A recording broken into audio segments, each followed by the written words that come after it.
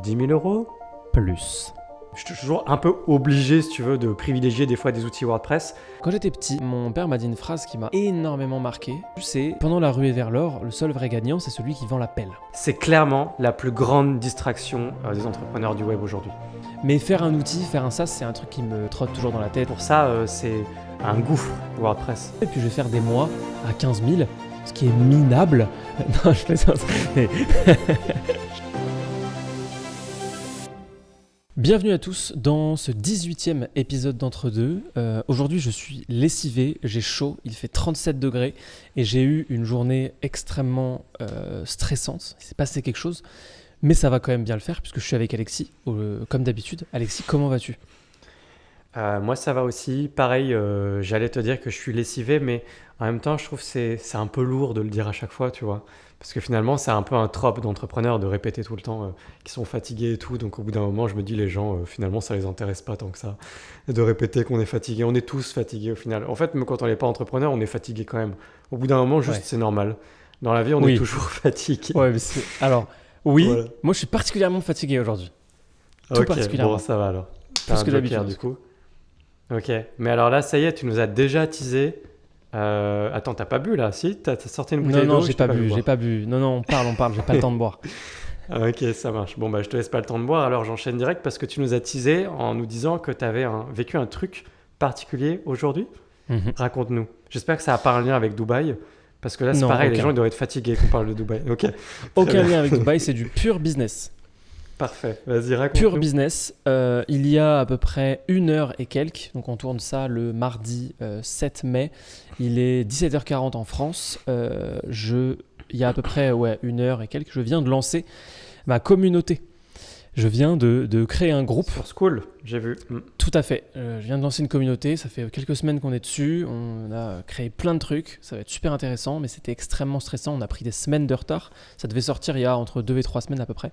On a pris beaucoup de retard. On a merdé dans la manière dont on a envoyé les invitations, puisque on devait envoyer des invitations particulières à certains élèves et ça n'a juste pas fonctionné. Donc, c'est pas que ça va fonctionner, c'est 100% de notre faute. 100%. Mais ça y est, c'est lancé. En moins d'une heure, on a déjà 50 personnes. Ouais. C'est très bien, mais Félicitations. merci beaucoup. Je suis très content que ce soit en grande partie pas moi qui vais gérer cette communauté. C'est en grande partie Victoria, parce que ça me bouffe une énergie monstre. Et premier exemple, quand les gens arrivent, ils doivent se présenter dans un canal qui s'appelle « Qui êtes-vous » C'est assez explicite. Il y a un post qui est épinglé, qui est écrit « Commencez ici ». Ensuite, c'est écrit noir sur blanc « Copier ». Coller dans un nouveau post le texte suivant, puis répondez aux questions. C'est tout, c'est écrit ça. Ok ? Les 2 premières personnes qui se sont présentées l'ont fait en commentaire dans un autre canal. Merci, génial. Donc moi j'ai pété un câble, c'est horrible. C'est la déteste ça. base de Ouais, la je gestion d'une communauté, c'est d'avoir ces petits accrochages comme ça où les gens font pas ce que tu avais imaginé parce qu'ils font le repassage en même temps, ils font autre chose en même temps. Et sur le moment, ils arrivent, ils débarquent, ils lisent pas tout, ils font pas attention. Et toi, tu avais préparé ton truc aux petits oignons et eux, ils font n'importe quoi. Et c'est à la fois de leur faute et à la fois pas de leur faute. Ça dépend de chacun, mais en tout cas, ça, c'est vraiment la base de gérer une communauté. Effectivement, je reconnais bien là. C'est intéressant peut-être pour les gens, pour dézoomer un petit peu, pour leur expliquer.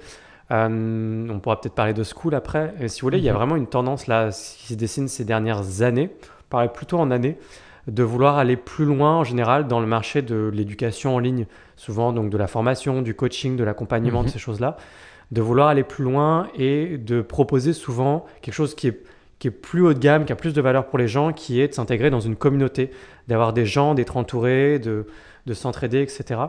Et c'est vraiment une tendance de fond qu'on voit de plus en plus depuis des années. On voit de plus en plus d'outils SaaS émerger sur le marché qui essayent de changer un peu le marché justement en intégrant des fonctionnalités. Donc souvent, tu as un LMS de base aussi, un LMS qui est un Learning Management System qui est fait pour mettre des formations. Et ensuite, les mecs ils se sont dit, attendez les mecs, c'est bien de vouloir faire des upsells, des downsells, des cross-sells, des bundles, des machins, des order bumps. Mais en fait, au bout d'un moment, les gens sont peut-être un peu fatigués aussi de juste maximiser le panier moyen et tout, et peut-être qu'on veut maximiser autre chose. Et ils se sont mis à rajouter beaucoup des outils qui servent à des fois faire du one-to-one, par exemple, où tu peux donner des fichiers ou des accompagnements personnalisés à des gens, mais toujours via la plateforme. ou des outils pour gérer une communauté. Moi, j'ai ça dans WordPress aussi. Des fois, il y a des outils qui intègrent soit des forums ou des groupes, un peu comme des groupes Facebook, et tout ça dans la même plateforme. Et donc là, il y a des outils SaaS qui le SaaSisent ça de plus en plus et qui proposent des communautés avec, en même temps que tu vends une formation ou un programme ou un coaching, un accompagnement, tu vends tout un espace comme ça. Et donc, par exemple, sur le marché US, tu as un outil qui est très très connu, notamment parce qu'il a été créé, d'abord fondé par qui était un gros marketeur américain connu. Quand je dis connu, c'est sur les réseaux sociaux, sur YouTube, qui était quelqu'un qui était très connu il y a quelques années.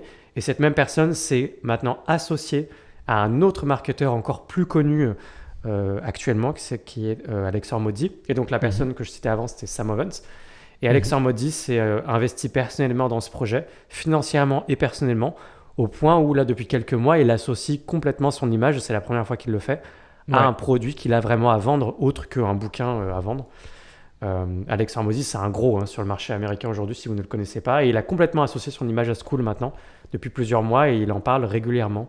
Et c'est une plateforme qui fait ça, qui fait un espace communautaire, LMS, quiz, coaching. Enfin, normalement, ça intègre pas mal de choses. Moi, j'avoue que je ne suis pas allé voir trop. Je dirais peut-être après pourquoi éventuellement. Mais toi, du coup, si tu as passé du temps dans Skool, tu peux nous dire un petit peu qu'est-ce qu'il y a dedans, comment ça marche? Y a pas mal de choses. Moi, j'ai Skool beaucoup pour les hésité. gens S-K-O-O-L. S-K-2-O-L. J'ai passé pas mal de temps à comparer les différentes plateformes. Il y en a deux qui m'ont le plus tapé dans l'œil. C'était Skool, du coup de Sam Ovens et maintenant Alex Hormozy, et Skool Maker d'un Français qui s'appelle Stan Leloup, que vous connaissez peut-être plutôt sous le nom de Marketing Mania. Skool Maker, en termes de fonctionnalité, est bien meilleur. Il y a beaucoup plus de choses, c'est des trucs beaucoup plus intéressants, mais en fait, pour moi, il y avait un défaut principal au niveau technique, c'est que Skool Maker est fait est d'abord pensé comme étant un LMS, en tout premier. Et donc, si tu n'as pas ta formation dessus, d'un coup, il y a plein de fonctionnalités qui sont beaucoup moins utiles, beaucoup moins intéressantes.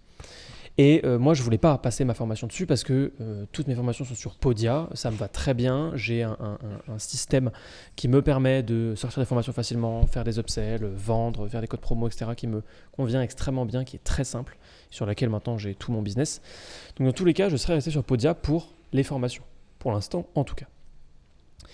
Et donc ça a fait que Skool Maker est devenu juste un choix impossible, malgré ses magnifiques fonctionnalités. J'en pense à une en particulier, c'est qu'il y a une fonctionnalité qui fait que quand un élève regarde une leçon, il peut ensuite poser une question.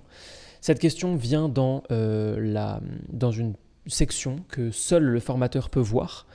Et ensuite, tu as une fonctionnalité, toi en tant que formateur, qui te permet d'enregistrer une vidéo où tu peux répondre à toutes les questions. Et donc, tu les affiches. Ouais, il fait ça, je le vois effectivement. C'est génialissime. Je trouve ça incroyable. Dans Skool, il n'y a pas ça. Ce qui m'a fait aller vers Skool, premièrement, c'est l'avenir potentiel de Skool. Si Hormozy rentre dedans maintenant, c'est pas pour que Skool reste exactement comme c'est actuellement et que juste ils aient plus de clients à l'avenir. C'est pour qu'ils développent le produit. Quand ils ont sorti le produit, je pense que ça va être incroyable. Je pense que ça va être génial. Quand ils l'ont sorti, ça ressemblait déjà pas du tout à ça. Là, actuellement, dans Skool, ça marche surtout par un seul trait principal qui le différencie des autres, c'est le système de gamification. La gamification, très simplement, qu'est-ce que c'est ? C'est le fait de gagner des points et de monter en niveau. Et quand tu montes en niveau, tu peux débloquer des cours, donc tu peux débloquer des formations spécifiques, tu peux débloquer l'accès à quelque chose, tu peux gagner aussi quelque chose.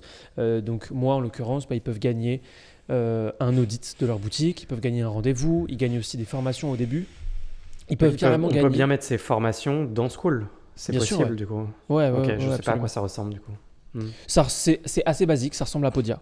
C'est peut-être même encore plus basique que Podia dans la manière dont c'est fait. Je ne suis pas très fan de la manière dont c'est agencé. Je trouve ça un peu au niveau UI UX, je trouve pas ça hyper moderne. Je suis tombé sur Circle. Ouais, Skool. Ah oui, Circle, ouais. Je suis tombé sur Circle qui, là par contre, est... Enfin, en fait, je l'ai découvert aujourd'hui, Circle. Je suis un peu deg, parce que du coup, je n'ai pas le temps de me plonger dedans. Mais Circle, c'est juste magnifique. C'est vraiment magnifique, ça permet de faire une vraie landing page, etc. Tu as l'air d'être hébergé, en fait. Enfin, ça fait communauté hébergée et pas communauté sur Skool.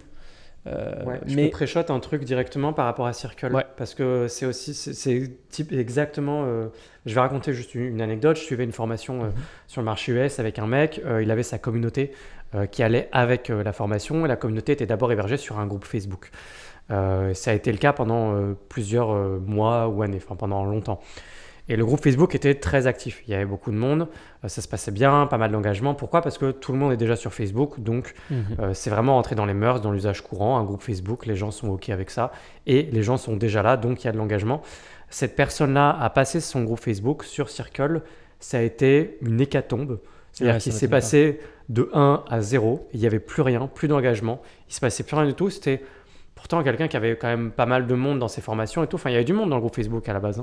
Il a vraiment essayé de pousser la communauté sur Circle. Je ne sais plus comment il s'appelle, Isaac quelque chose. Okay. Et au final, ça n'a pas fonctionné, et je l'ai vu au bout de quelques mois abandonner Circle et revenir sur un groupe Facebook. Et c'est le principal danger aussi de ce genre d'outils. En fait, le problème, c'est que Facebook, en fait, ils sont juste là, en plein milieu de la place. Tu vois, ils sont déjà là, tout le monde est déjà sur Facebook, tout le monde utilise déjà Facebook, et c'est hyper dur de remplacer Facebook et le niveau d'engagement que tu peux avoir sur un groupe Facebook. Donc la contrepartie, c'est que tu as des features de ouf à chaque fois sur ces outils, Circle, School, etc. Mais ça va toujours être vraiment plus difficile de faire en sorte que les gens viennent à School, parce qu'ils viennent exprès pour toi. Circle ou School, etc. Et j'ai vu plusieurs marketeurs changer d'avis et revenir sur des groupes Facebook. Ça, c'est quelque chose qui me fait un petit peu peur.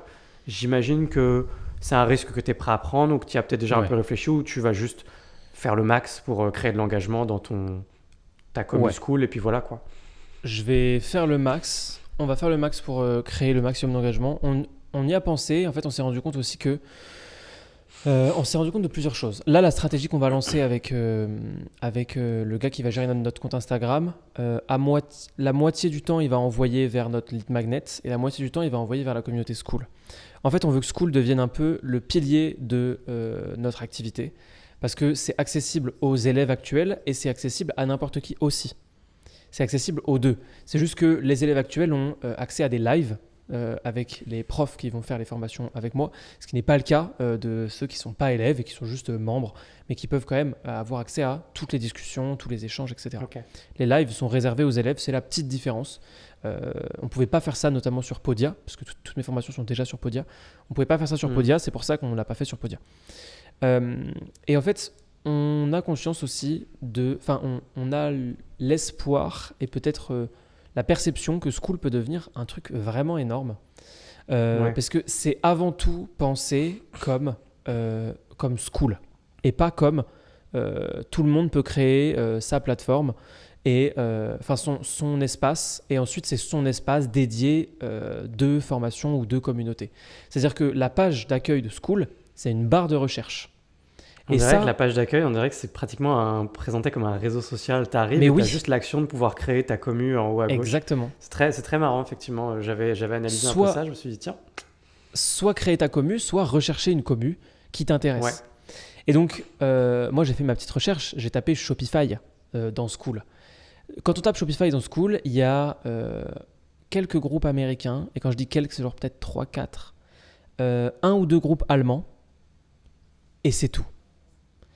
Ça veut dire qu'à partir d'aujourd'hui, quand un Français va arriver dans School et qui va taper Shopify, il y aura moi.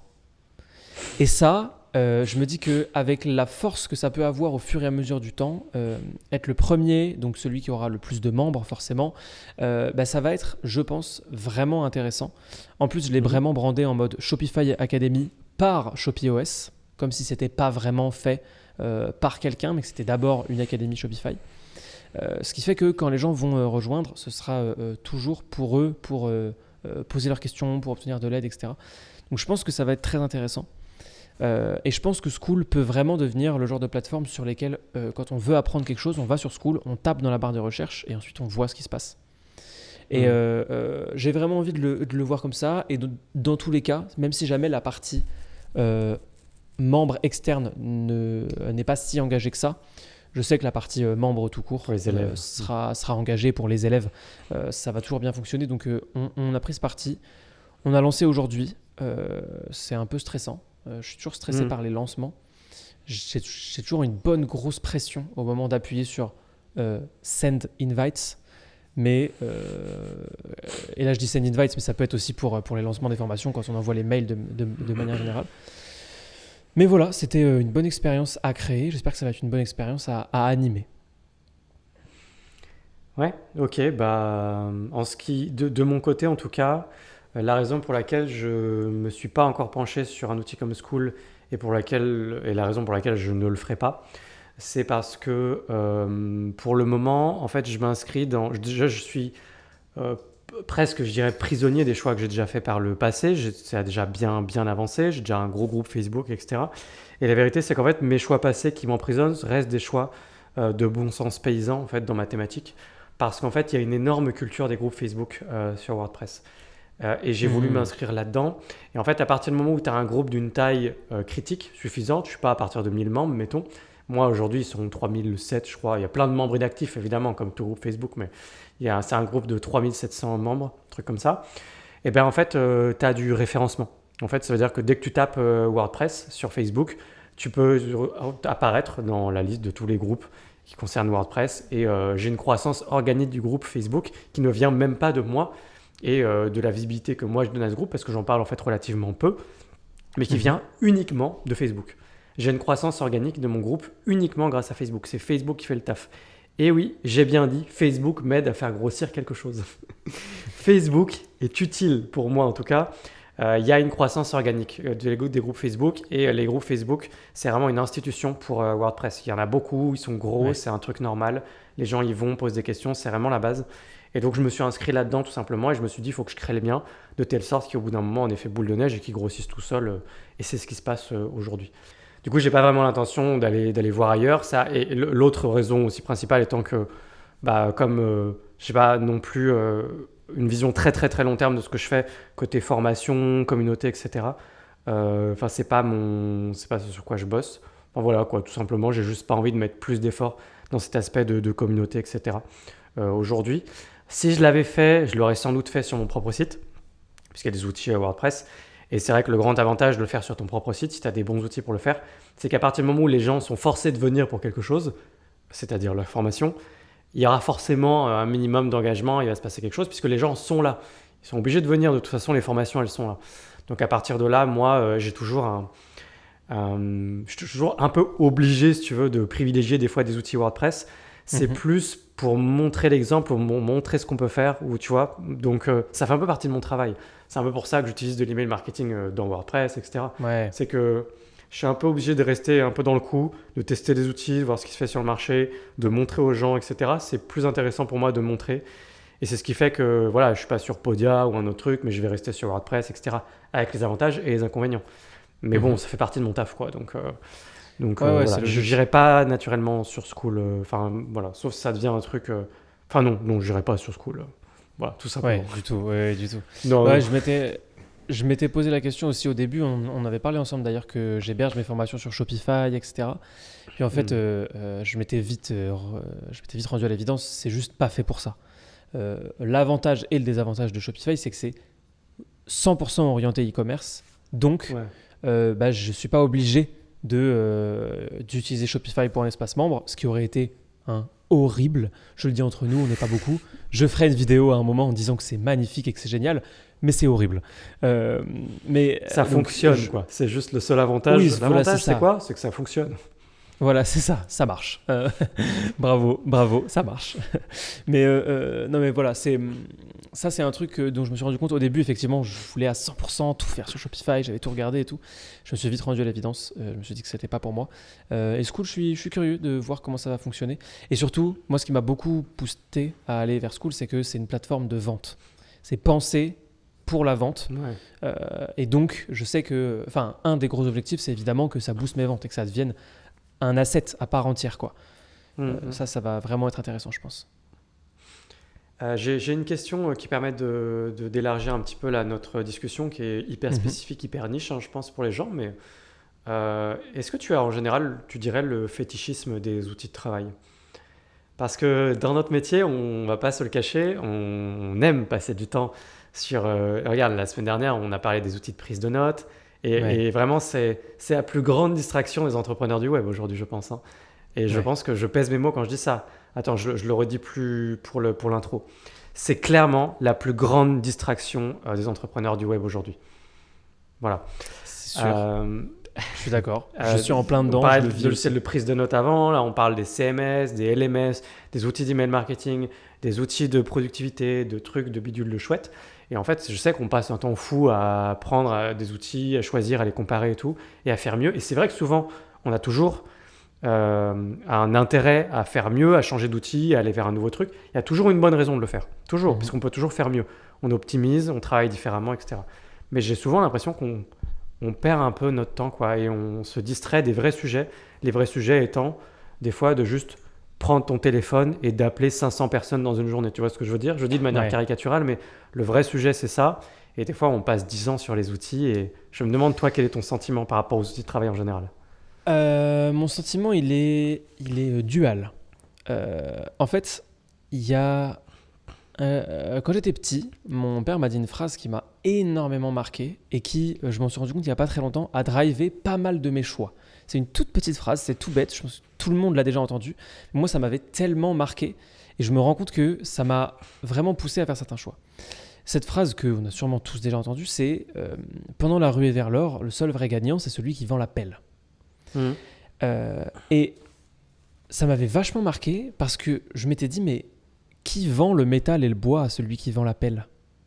Est-ce que c'est pas lui le vrai gagnant du coup ? Et malheureusement non. qui est le gars qui va tailler l'arbre pour de vrai et qui travaille le métal ? Est-ce que c'est pas lui le vrai gagnant ? Et en fait, après effectivement, dans cette métaphore précise, non. Mais aujourd'hui, si on prend par exemple, on prend la ruée vers l'or des NFT, la ruée vers l'or des NFT, ceux qui ont beaucoup gagné, c'est ceux qui ont vendu des formations sur les NFT, par exemple. C'est typiquement les vendeurs de pelles. Mais en fait, juste au-dessus, il y a les mecs qui créent des outils pour les mecs qui vendent des formations. Et donc en fait, la ruée vers l'or, est-ce que c'est les NFT ou est-ce que c'est la vente de formation ? La plus grosse des deux, c'est la vente de formation, largement. Donc, celui qui vend vraiment la pelle, c'est celui qui vend les outils qui servent à héberger des formations. Et si on va encore un step au-dessus, celui qui vend de quoi créer des outils, c'est celui qui va éventuellement, je sais pas, créer une école pour devenir développeur, si on va vraiment encore plus loin. Mais la réflexion, c'était de me dire que j'aime tellement les outils que j'en suis venu à me dire qu'à un moment, je voulais en faire un pour être juste dans l'étape du dessus. Et tu sais, j'ai toujours un peu ce truc. Oui, c'est possible. C'était pas forcément nécessaire. C'est juste parce que c'est une réflexion que j'ai eue et que là, je suis pas dedans. Mais faire un outil, faire un SaaS, c'est un truc qui me trotte toujours dans la tête, que j'ai toujours envie de faire. Donc en fait, avec mon hébergeur WordPress, tu me qualifies de vendeur de pelles, si je comprends bien. Oui, tout à fait. Oui, je savais qui. Je me suis dit, je vais lui dire ça comme une provocation et il va probablement me faire un gros oui en me regardant droit dans les yeux. Évidemment. À la manière de Louis, quoi. Mais évidemment. Je vais même le garder pour l'intro, moi aussi. Alexis, t'es clairement un vendeur de pelles. Et de double pelle, puisque tu vends la pelle pour se former à WordPress et tu vends même la pelle pour héberger. Putain, je vends tout. C'est vrai. Tu vends tout. Ah, mais qu'est-ce que... Exactement. C'est vachement pratique de passer par moi, du coup, tu me diras. Du coup, t'as comme Exactement. ça. Exactement. Génial. Ouais. On n'a plus qu'à passer par une seule personne et on a tout. Je le vois vraiment comme ça. Non, je le vois pas vraiment comme ça, évidemment, en réalité, mais c'est effectivement le type de décision business hyper smart où tu vas commencer à taper dans tous les besoins. Et j'ai dit taper. Merci. Dans tous les besoins. Tu as dit hyper smart avant. C'était quand même le plus intéressant. Avec grand plaisir. Mais tu viens taper avec ton marteau sur tous les besoins des gens dans un marché et c'est comme ça que c'est le plus intéressant et c'est le plus rentable, tu deviens une référence, c'est comme ça que ça marche le mieux. Et donc mon rapport aux outils, c'est que j'adore les outils, j'adore les landing pages des outils, j'adore la manière dont ils mettent en place le pricing, j'adore prendre les 14 jours d'essai gratuit, passer 30 minutes sur un outil et puis après oublier que j'ai pris 14 jours. J'adore tout ça, c'est un immense plaisir. Ils font des super landing pages, c'est super poussé, c'est design et tout. Ouais. En plus, ils ont des fonctionnalités uniques auxquelles personne n'avait pensé avant. Je prends un pied énorme et en même temps, j'ai bien conscience que c'est complètement inutile et que je perds certainement un temps monstre. Mais ce temps perdu m'a quand même beaucoup aidé à trouver certaines fonctionnalités, certains outils dont je me sers aujourd'hui et qui me sont très utiles. Donc je me convainc moi-même en me disant que tout ce temps perdu m'a servi à trouver des outils indispensables à mon quotidien. Donc ça va, c'est à peu près, la balance est à peu près équilibrée. Quel est ton rapport aux outils, Alexis ? Archi fétichiste, évidemment, ça correspond vraiment à ma personnalité de chercher toujours des outils. C'est pour ça que j'adore WordPress. C'est merveilleux pour ça. Je suis avec ma pelle et ma pioche en permanence et je suis un véritable chercheur d'or, tu vois. Je suis un orpailleur, là, je me penche sur la rivière, j'utilise mes trucs, je cherche les petites pépites d'or, etc. Je fais ça tout le temps. C'est génial. Pour ça, c'est un gouffre, WordPress, malheureusement pour le meilleur et pour le pire. Mais écoute, moi, l'un de mes adages préférés, c'est, alors moi j'aime bien tout le temps en anglais, tools are what makes us humans, mais en français ça donnerait les outils font de nous des êtres humains. Et j'entoure, je souligne et je surligne ce que je viens de dire par un bouquin que j'ai commencé récemment qui s'appelle The Story of the Human Body. Et donc on a toute l'histoire de l'évolution un peu de l'être humain, de son anatomie, de pourquoi il est comme il est, pour expliquer ensuite un certain nombre de choses, de pathologies, de problèmes chroniques aujourd'hui, etc. Mais ça remonte vraiment très très loin, des millions d'années en arrière, et ça prend les différentes grandes révolutions, les grandes étapes de comment a évolué le corps humain, en passant au début par la bipédie, etc. Et donc quelques millions d'années après la bipédie, ou en même temps, je sais pas, me prenez pas au mot exactement, c'est pas mon métier, vient en fait l'une des plus grandes révolutions qui différencie l'être humain du règne animal, du reste du règne animal, c'est les outils et l'utilisation des outils. Et en fait, ça a été une telle révolution, l'utilisation des outils, que je pense que c'est profondément ancré en nous, parce que l'outil a fondamentalement beaucoup de valeur. C'est comme une extension de toi, ça te sert à chasser plus facilement, à cueillir plus facilement, à survivre plus facilement, à dormir plus facilement, à faire ce que tu veux plus facilement. Mais on les a créés comme des extensions de nous-mêmes et c'est hyper naturel et organique d'avoir ce rapport un peu obsessionnel aux outils. Et je pense qu'on l'a gardé aujourd'hui même dans un monde où c'est pas toujours nécessaire, tu vois. Donc si on se tape un délire sur comparer Podia, Kajabi, ClickFunnels, etc., c'est parce qu'à la base, on était comme des fous dans la jungle à apprendre à faire du feu et à tailler des silex. C'est exactement la même raison profonde, tribale, qui nous pousse à apprécier autant et avoir ce rapport, comme je disais, fétichiste aux outils qu'on a aujourd'hui. Et je pense juste que le code source n'a pas évolué en fait. Je pense que le code source est largement resté le même. Et je pense que c'est ni toi ni moi, c'est tout le monde qui a ce rapport aux outils, sauf exception. Il y a des gens qui vont te dire non, moi je vais à l'essentiel, etc. Mais je veux dire, la plupart des gens, regarde, tu vois beaucoup d'exceptions à chaque fois qu'on parle. Après, le miel attire les abeilles, hein, donc c'est forcément, moi on est du contenu Shopify et WordPress. Oui. Donc forcément, on voit des gens qui s'intéressent aux outils, qui cherchent, qui comparent, qui machin. On voit que ça toute la journée. Mais en tout cas, c'est vrai qu'on voit vraiment que ça.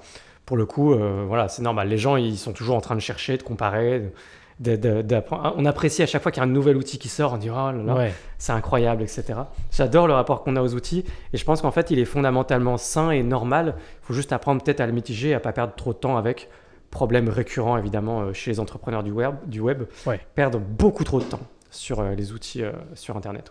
C'est notamment d'ailleurs parfois un problème chez les élèves. C'est un problème récurrent chez ceux qu'on doit former parfois qui perdent beaucoup trop de temps à comparer tel ou tel outil, etc. Nous, ça fait un peu partie de notre métier. C'est aussi pour ça qu'on peut autant en profiter, je pense. Il y en a certains d'entre eux, pas du tout, quoi. Ça fait pas partie de leur métier de comparer. D'ailleurs, on leur donne des outils pour qu'ils puissent aller plus vite. C'est quelque chose que beaucoup de gens ont du mal à comprendre. D'ailleurs, une grosse partie du taf de certains formateurs, c'est de faire ça, en fait. C'est de passer du temps sur l'outil, en l'occurrence, toi WordPress et moi Shopify, de tout apprendre et de retranscrire un truc plus digeste, plus simple pour aller à l'essentiel. Ce qui fait gagner énormément de temps puisque les e-commerçants ou les freelances n'ont pas le temps, normalement, dans leur quotidien, de s'occuper de tout ça. Normalement, ouais. Mais bon, ce qui était rare et précieux il y a des millions d'années en arrière, aujourd'hui, n'est plus du tout rare et plus du tout précieux. C'est une commodité, c'est le cas de le dire. Hein. C'est servi at scale à tout le monde, à qui en a besoin. Et donc, il y a une déformation naturelle de notre rapport aux outils, à chercher tout le temps des trucs et à comparer en se disant « Oh là là, un outil, etc. » Et alors que des fois, on devrait juste aller un peu plus vite dans le choix de nos outils et pas passer autant de temps. Mais c'est vrai, tu as fait un très bon point. auquel je n'avais pas pensé, effectivement, qui est de dire que, en l'occurrence, ça fait partie de mon métier. Donc ça m'arrange bien. Bah oui. Voilà, exactement. Mais les gens qui nous suivent, qui suivent nos conseils, etc., la plupart du temps, ça ne fait pas forcément partie de leur métier. Ça dépend de qui on parle, mais ça ne fait pas forcément partie de leur métier et ils ont tout à gagner à juste faire exactement ce qu'on leur dit de faire, sans trop réfléchir. Ils vont gagner du temps, quoi, tout simplement. Tout à fait. Ça me fait penser que ça fait 2 épisodes de suite que je dois te parler de quelque chose. Ah bah allez, vas-y. Ça y est, il est temps, on va pas le tenir. J'y pensais plus du tout là. Donc, on va pas le tenir 3, 4, 5 épisodes non plus, sinon... Non, par contre, ce qu'on va faire, juste avant que tu nous dises de quoi il s'agit, c'est gentiment demander aux auditeurs qui nous écoutent, s'ils apprécient cet épisode et les précédents, s'ils ont écouté les précédents, de nous laisser une évaluation sur les plateformes de podcast, parce que ça nous aide beaucoup et on en a besoin et on le fait à chaque épisode. Et il y a une très bonne raison à ça, parce que ça conditionne la croissance de ce podcast. Évaluation égale croissance. Donc vous mettre petites étoiles, rapide, facile, efficace, et nous grossir beaucoup. Nous toucher plus de monde, nous faire des épisodes plus intéressants, peut-être plus produits un jour, pourquoi pas. Voilà, donc n'hésitez pas. Je parle un peu comme un homme de Cro-Magnon, sans doute parce qu'on est revenu des millions d'années en arrière à la bipédie et tout, donc moi parler comme ça. Mais voilà, merci d'avance à ceux qui prendront le temps de laisser des évaluations sur n'importe quelle plateforme. Spotify, Apple Podcast, peu importe, ça nous aide beaucoup.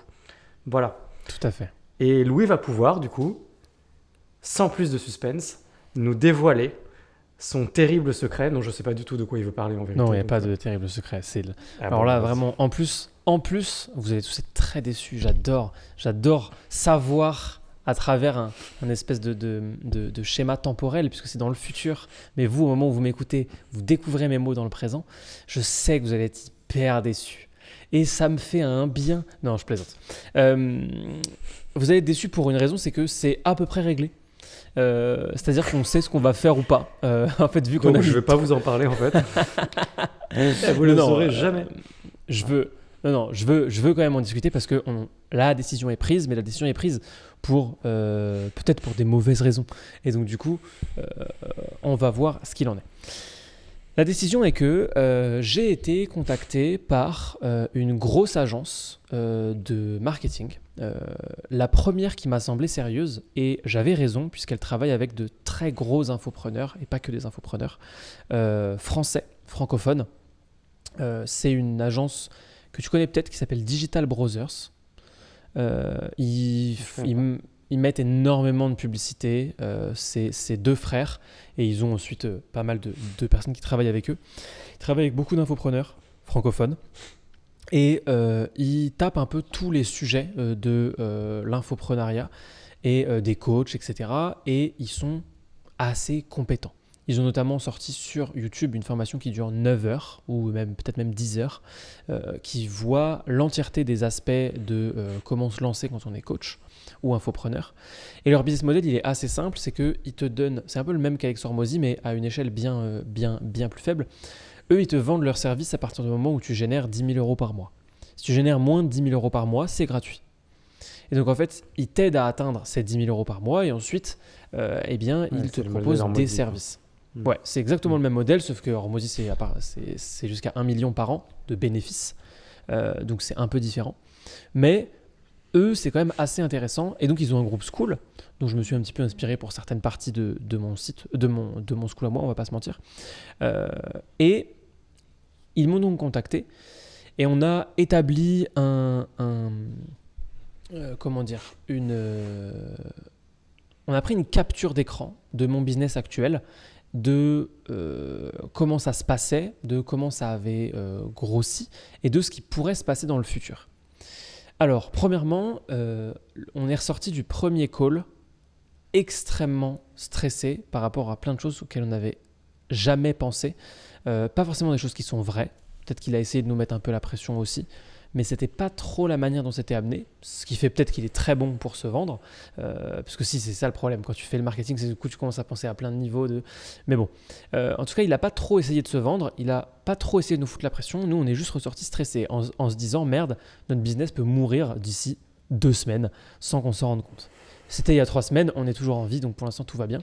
Mais en fait, il a commencé à nous expliquer que c'était très bien ce qu'on avait fait jusqu'à maintenant, mais que c'était pas stable pour la simple et bonne raison qu'on avait grossi rapidement en organique, que rien ne nous garantissait de continuer à grossir aussi rapidement, que nos ventes avaient été aussi extrêmement importantes et complètement décorrélées du nombre de personnes qu'on avait, que ce soit sur YouTube, qui est notre canal d'acquisition principal, ou même ailleurs. Et donc, il allait nous falloir quelque chose pour consolider tout ça. Il allait nous falloir un système pour scaler, que là, on avait, en papillonnant, réussi à générer nos premiers 10, 15, 20 000 euros par mois, parce qu'on s'était arrêté à là, on ne savait pas encore qu'on avait fait 25 sur un mois. Mais voilà, on en était là. Et son analyse me pose déjà problème. Hein. Enfin, je la trouve un petit peu portée sur le marketing de la peur quand même, et oser dire sur une base organique, ça peut s'arrêter du jour au lendemain. Déjà, c'est inhérent, c'est même pas le fonctionnement inhérent de l'organique. C'est justement, il l'a pas vraiment dit comme ça. Ça ne s'arrête pas du jour au lendemain, ça ne fonctionne pas vraiment comme ça. Donc normalement, tu dis ça quand quelqu'un monte un business entier sur de la publicité et pas sur de l'organique. Donc après, je sais pas comment il l'a dit. Peut-être qu'il l'a pas vraiment dit comme ça. Non, il l'a pas vraiment dit comme ça. Ce qu'il a amené, c'est que la croissance pouvait fortement ralentir, voire baisser.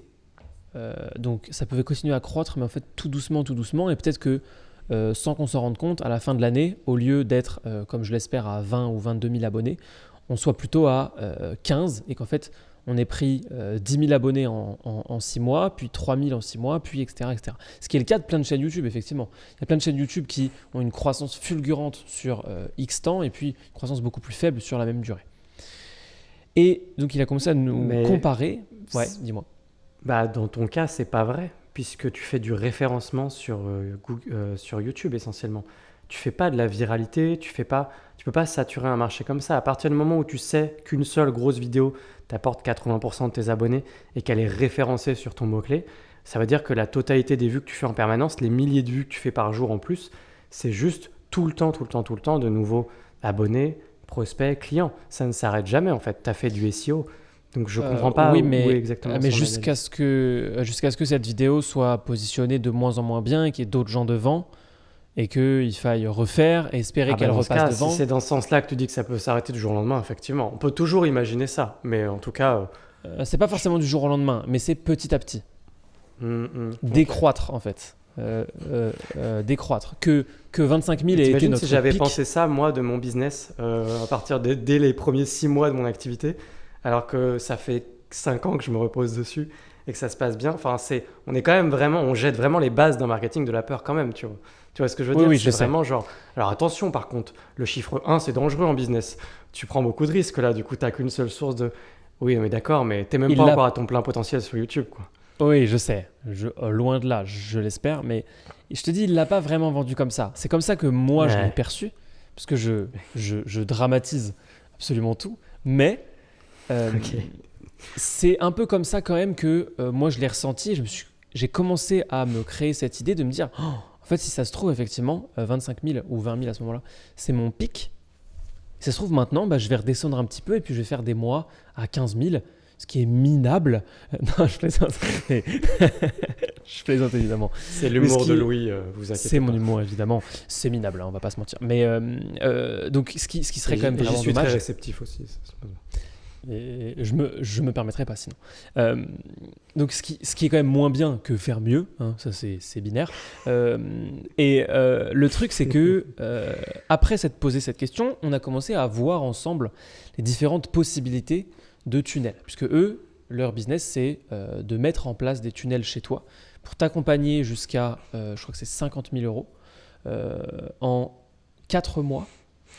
Et ensuite, il y a un tarif mensuel fixe qui te donne accès en fait à ce que eux, d'ailleurs j'ai trouvé ça en marketing, c'est juste génial, pour tel prix, que je ne te dis pas maintenant, tu as un pôle marketing dans ton entreprise. Donc ça, en termes de marketing, j'ai trouvé ça génial. J'étais vraiment en mode, ok, prenez mon argent, je veux un pôle marketing. Tu as un département marketing. Ouais, c'est génial comme image. Et donc, après de longues discussions, on a eu un premier rendez-vous, il nous a expliqué tout ça, ensuite on a eu un deuxième. Après ce premier rendez-vous, lui, il avait donc fait l'état des lieux de notre activité et il nous a dit, ok, des webinaires, ça pourrait marcher, peut-être que 1, 2, 3, 4 webinaires pourraient fonctionner, mais actuellement, l'audience est trop petite pour faire des webinaires toutes les semaines. Donc ça finirait par épuiser les gens.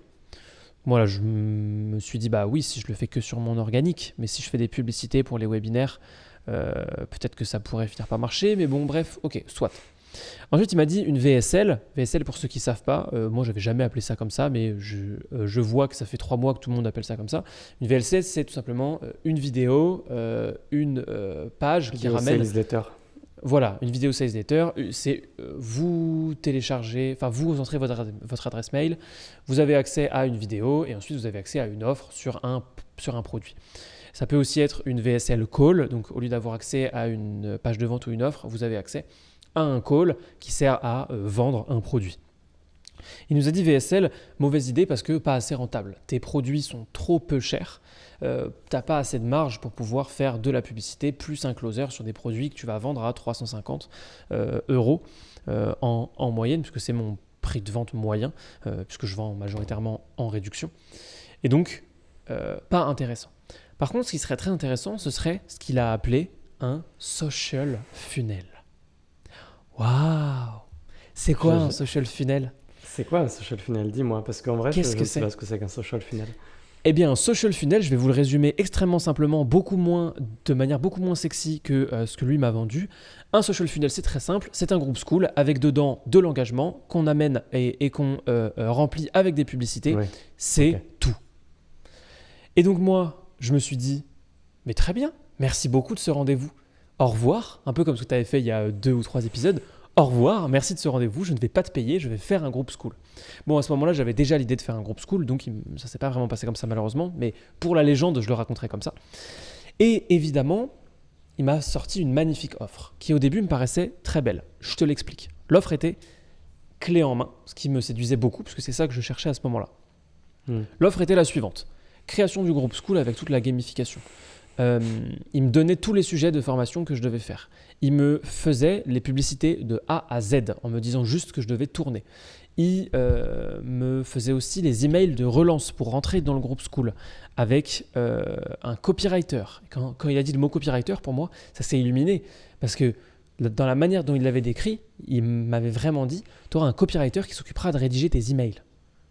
Cette phrase, juste cette phrase. Il n'a pas donné le contexte que je viens de donner qui est les emails de relance de ceux qui ne sont pas inscrits au groupe school. Il l'avait aussi dit, rédaction de la page de vente. Moi, je m'étais dit, magnifique. Quelqu'un qui va rédiger ma page de vente pour que je puisse vendre mes formations bien mieux que ce que je fais actuellement. Non, c'était la page de vente du groupe school. Pour vous donner une idée, si vous ne savez pas à quoi ça ressemble vraiment, vous tapez Shopify Academy dans School, vous allez voir à quoi ça ressemble une page de vente dans un groupe school.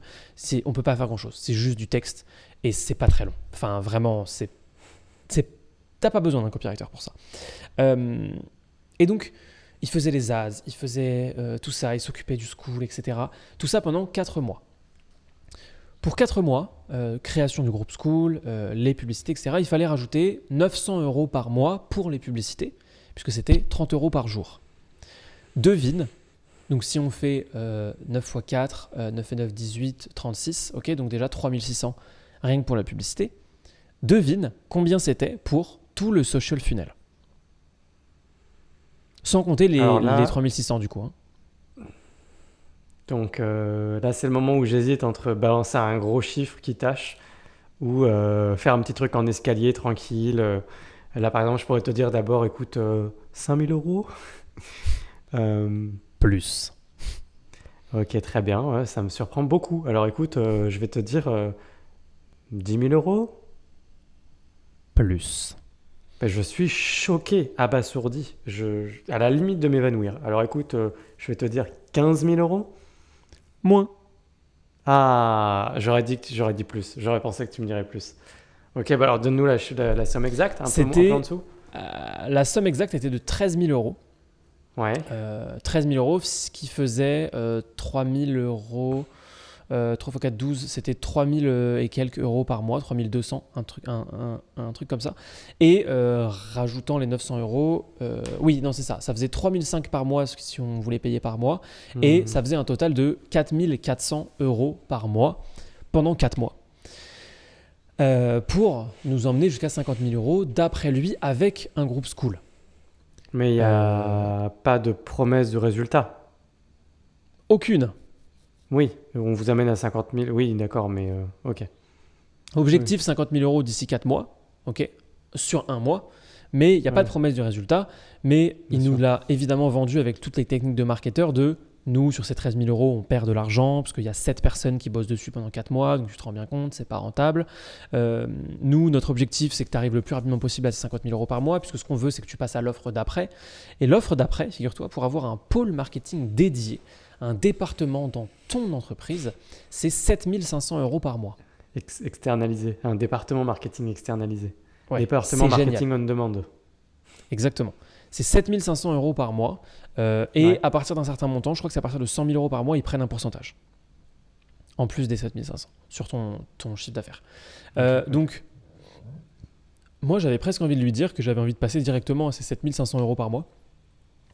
Parce que le groupe School, ça m'a pris un peu de temps, mais je l'ai fait. Envoyer des gens dessus, c'est le gars qui s'occupe d'Instagram qui va le faire, et pas pour plus cher que ce que je l'ai payé à la base, c'est-à-dire 1 500 euros. D'ailleurs, j'ai une anecdote sur ce gars. Au final, il est beaucoup, beaucoup plus jeune que ce que je pensais, puisqu'il vient tout juste d'avoir 20 ans. Et il est tellement débordé à 20 ans en business, enfin dans son business, qu'il doit recruter des gens parce qu'il a trop de clients, il a onboardé trop de clients. Bravo à lui, je suis très fier de lui. C'est beau. Et il fait du bon boulot. Je dis ça, pour l'instant, on n'a rien commencé. Ça se trouve, c'est nul et je vais arrêter de le payer au bout du 2e mois. Mais en tout cas, il travaille bien. Il a l'air de très bien travailler, donc je pense que ça va bien se passer. Mais voilà un peu ce qui était un dilemme pour nous, puisque on a eu envie en fait de passer par eux. À un moment, on a eu envie de leur faire confiance et de se dire ok, écoute, ils travaillent quand même avec des gros infopreneurs. Ils n'ont pas énormément de clients. C'est le genre de profil à n'avoir qu'une quinzaine de clients, tu vois.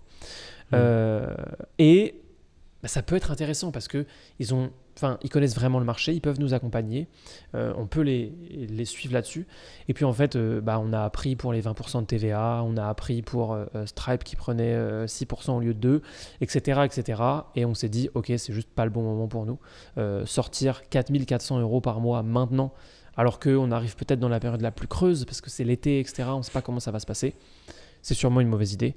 Donc, nous avons décliné l'offre poliment et pas parce qu'on se disait que ça allait pas fonctionner, parce qu'on s'est dit que c'était pas le bon moment pour nous. Qu'en penses-tu, Alexis ? Écoute, je vois déjà que tu es le genre de profil à très rapidement aller vers l'étape de délégation. Donc ça, je trouve que c'est intéressant. J'imagine que ça va te permettre d'aller vraiment à l'essentiel. Mais en fait, moi, là où je me pose ma question, c'est quoi l'essentiel en fait pour toi ? Qu'est-ce que tu essayes de faire exactement ? Comment tu essayes de te structurer ? Pourquoi tu essayes de déléguer ça ? En fait, le marketing, je suis parti du principe que c'était toi, ta zone de génie, et que c'était là où tu allais le plus exceller.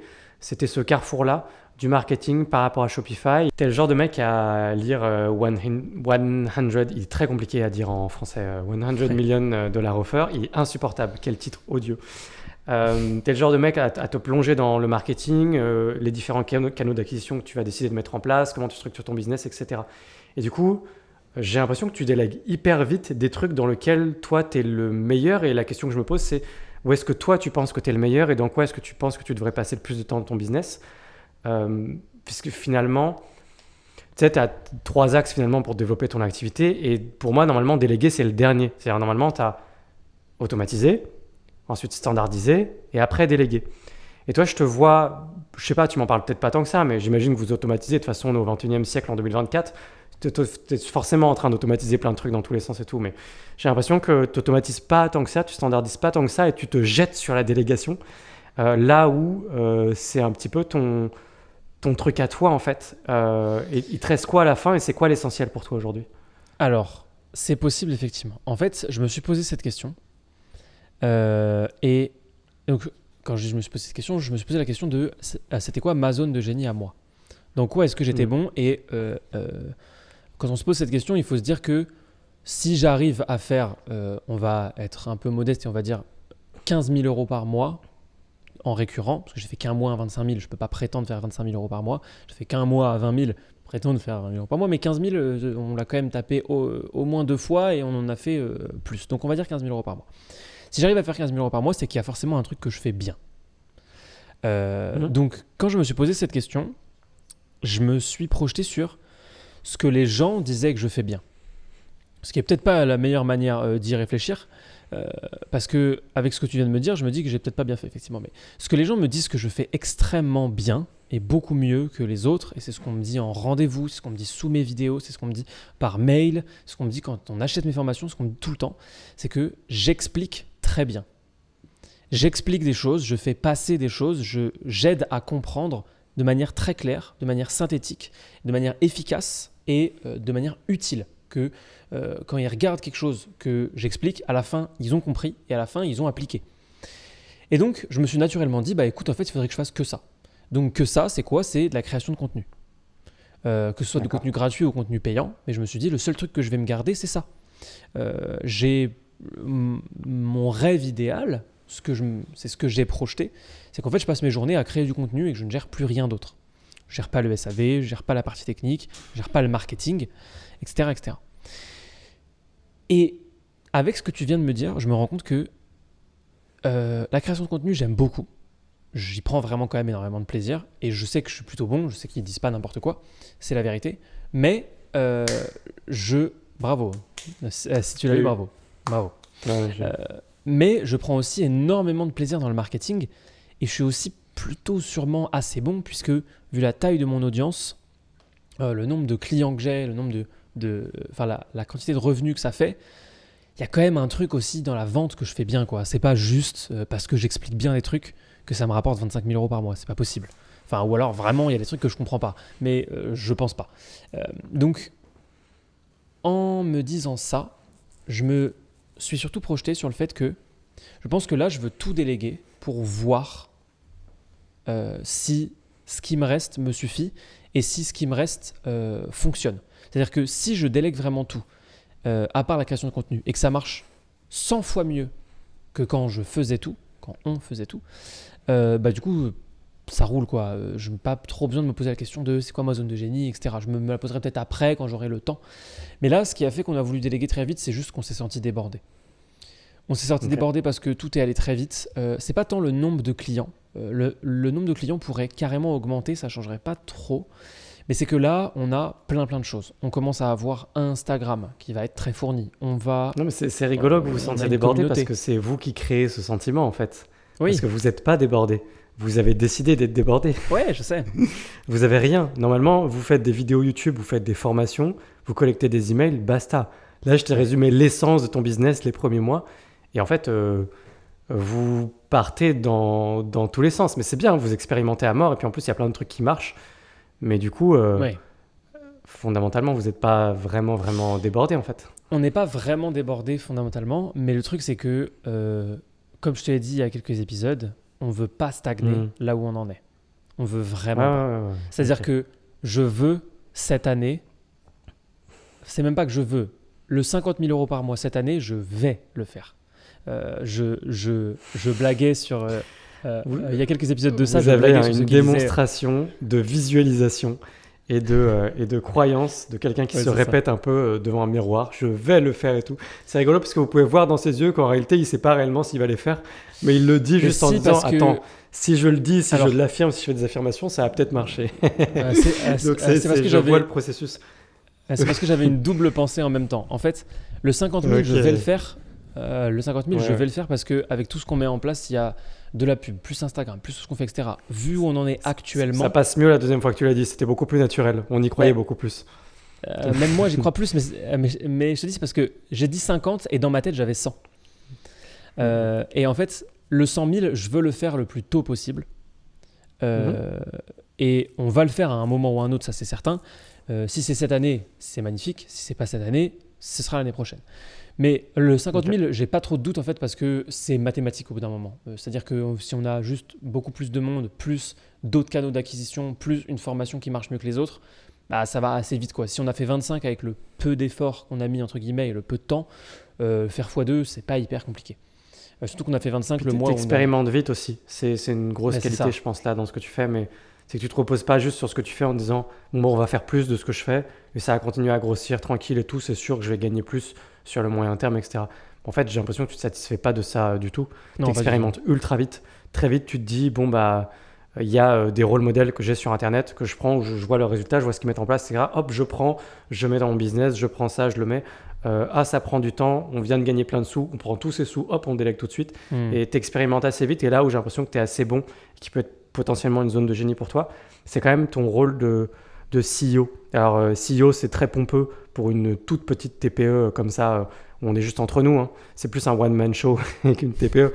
Mais tu es quand même le rôle de CEO qui est de vouloir manager, recruter, faire avancer les choses, maximiser la communication en interne, créer des systèmes. C'est un peu ce top pyramide, tu vois, enfin j'allais dire le top bottom. Non, c'est non top. Non, top. Je suis super perdu. Top bottom. Top down. Top down. Oui, Merci. Bon voilà, du coup ça a complètement cassé dans mon truc. En plus, j'ai cru comprendre que Louis avait un rendez-vous juste après. Tu as un rendez-vous dans 2 minutes, peut-être qu'on va accélérer peut-être et on va en venir à une conclusion tout de suite malheureusement. Ça nous coupe un peu dans notre élan, mais je te laisse terminer peut-être sur tout ça.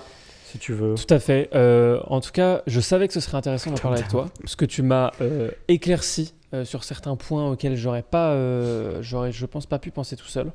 Peut-être qu'effectivement, je me mens à moi-même et que ce rôle de CEO me cirait à ravir, plus que juste créateur de contenu loin, caché, qui est juste devant sa caméra et qui fait que parler, etc. Peut-être que la vente et le marketing sont aussi des choses que je devrais conserver pour moi, y compris le copywriting. C'est tout le point aussi, c'est que justement, tu veux déléguer la vente et le marketing en disant il y a des gens qui font ça de manière bien plus efficace, mieux que moi. Et en fait, c'est justement le rôle du CEO que de déléguer la vente et le marketing. C'est tout mon point. Oui, je vois. Oui, je vois très bien. Mais tu aimes le rôle de CEO là, en fait, en réalité, actuellement. Moi, je suis fan de déléguer et juste parler à Victoria qui gère les gens. Et moi, j'ai des idées. et après, elle transmet les idées et elle gère les gens et après, ça se fait. C'est un mauvais CEO, c'est ceux qui délèguent pas la vente et le marketing. Jamais. Ouais. Moi, ça me dérange pas. Moi, si je vois qu'ils sont meilleurs que moi et que les résultats sont meilleurs, je pourrais même presque déléguer la création de contenu, quoi. Juste, je pense que ça, pour le coup, ça marcherait pas. Du coup, puisque personnel branding. Ça, je pense que ça marcherait pas. Mais et puis même dans la manière dont j'explique et tout, j'ai bien compris que c'est ça que les gens aimaient. Donc, ça poserait problème, je pense. Mais j'aurais pas trop de problème à déléguer tout le reste. Sur ces belles paroles, merci beaucoup Alexis. Ouais, on fera une partie 2, là je sens beaucoup de pression. C'est marrant, le débit de parole a tellement augmenté. on en reste là les amis, on termine le podcast tout à fait. En queue de poisson, c'est pas non plus la bonne expression, mais là c'est vraiment la fatigue là, pour le coup. On dit merci à Louis quand même d'avoir passé un petit moment avec nous. Je pense qu'on a une bonne heure de podcast, un truc comme ça. Tout à fait. Et puis on se retrouve la semaine prochaine. Ouais, on se retrouve la semaine prochaine. Merci Alexis pour tout ça. Merci à tous. Ouais. Ciao. À bientôt.